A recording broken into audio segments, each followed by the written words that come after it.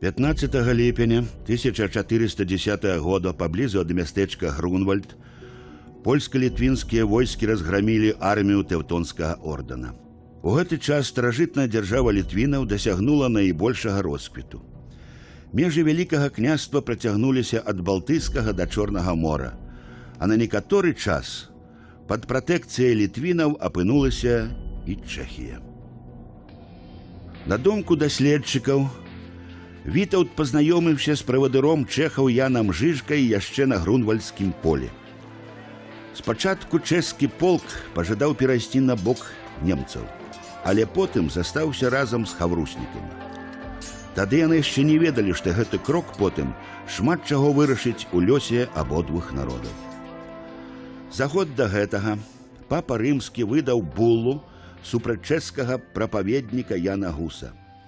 Аднак яго падтрымалі мясцовыя ўлады. У 1411 годзе Гуса упершыню назвалі еретыком, а праз 4 гады яго спалілі. Гэта вызвала вялікае абурэнне ў чэхаў. Гусіцкі рух у Чэхіі меў моцна нацыянальнае вымярэнне.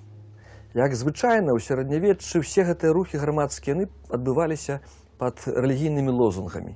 Але ў гэтым выпадку гусіцкі рух можна расцэньваць як змаганне чэхаў супраць нямецкага панавання.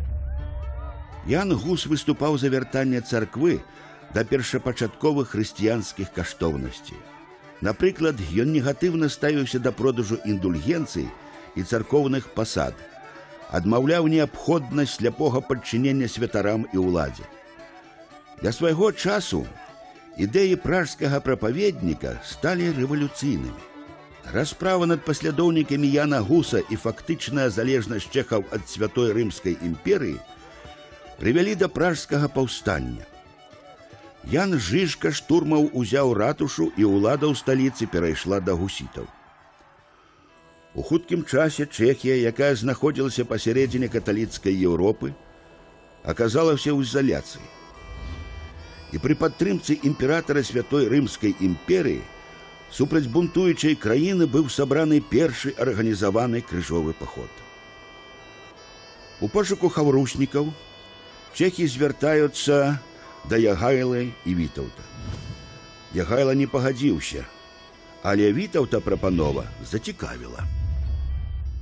Падтрымка гусітаў Вітаўтам ад самага пачатку была для яго вялікай контраверсіяй.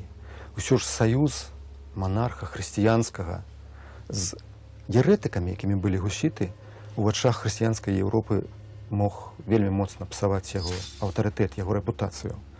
І даволі хутка становішча Вітаўта моцна ускладнілася, калі з аднаго боку імператар святой рымскай імперыі Жыгімонт Люксембургскі стварыў міжнародную кааліцыю супраць гусітаў, значыць і супраць іх саюзнікаў, гэта значыць супраць ВКЛ і Польшчы, а з другога боку новы каронны канцлер Збігнеў Лясніцкі змяніў палітыку, знешнюю палітыку кароны польскай і пайшоў на саюз са святой рымскай імперыяй.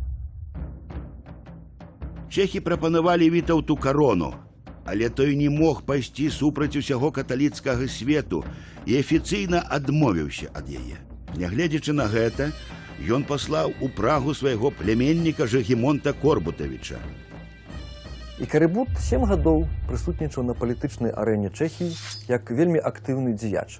У час побыту ў Празе ў Нацыянальнай бібліятэкі Чэхіі я быў здзіўлены колькасцю літаратуры, прысвечанай побыту Карыбута ў Чэхіі. Адносіны пражанаў з Карыбутам, яго дзеянні з рознымі крыламі гусіцкага руху. Гэта быў вельмі моцны чыннік. І, натуральна, вось гэты эпізод гісторыі чэшска-беларускай, ён павінен быць у нас шырока прапагандаваны. Я думаю, што нават на падставе чэшскай гістарыяграфіі можна яе перакласці і зрабіць у Беларусі добрую папулярную кнігу пра беларускае чэшскае ваеннае сяброўства ў сярэднявеччы. Жыгімонт узяў штурмам замак Нэстаў у Маравіі, ды разаслаў адтуль грамату, дзе пісаў, што прыйшоў, каб кіраваць краінай і бараніць яе ад ворагаў. У траўні 1422 года Жыгімонт увайшоў у Прагу. Чэшскі сойм абвясціў яго каралеўскім намеснікам. новы уладар краіны прысягнуў кіраваць згодна з хрысціянскім правам і божымі запаветамі. Сам Жыжка назваў Вітаўта каралём, а яго намесніка братам. Жыгімон Корбутавіч карыстаўся вялікай павагай чэхаў, але ўнутры руху гусітаў ужо пачаўся раскол. Радыкальная партыя табарытаў пачала ў Празе паўстанне. У той жа час пашырыўся ціскі на Вітаўта. Усё гэта прывяло да таго, што ён адазваў Жыгімонта дамой. Але на гэтым удзел беларусаў, літоўцаў і палякаў у гусіцкіх войнах не скончыўся. У 1424 годзе Жыгімонт разам з часткай сваёй дружыны таемна вярнуўся ў Прагу і ў хуткім часе самастойна каранаваўся. На кароткі час Жыгімонт сумеў часткова кансалідаваць дзяржаву. У выніку, каля Усці, быў разгромлены чарговы крыжовы паход. Беларускія жаўнеры, многія з якіх прынялі гусіцкую веру, ваявалі поплеч з чэхамі больш за 10 гадоў. Разам з гусітамі яны разбілі 5 выпраў Святой Рымскай імперыі. Натуральна, чэхі шукалі саюзнікаў сярод ворагаў немцаў. І тое, што яны звярнуліся да Ягайлы, потым да Вітаўта па дапамогу, сведчыць пра тое, што гэтыя дзяржавы ўважаліся моцнымі ў сярэднеўсходняй Еўропе. І згадзіўшыся прыняць чэшскую карону, выслаўшы войскі, туды ўмяшаўшыся ва ўнутраную палітыку чэхаў, у іх змаганне з немцамі, Вітаўт вывеў Літву на арэну вялікай міжнароднай палітыкі. У 30-х гадах 15-го стагоддзя пасля смерці Вітаўта у Вялікім княстве пачалася грамадзянская вайна.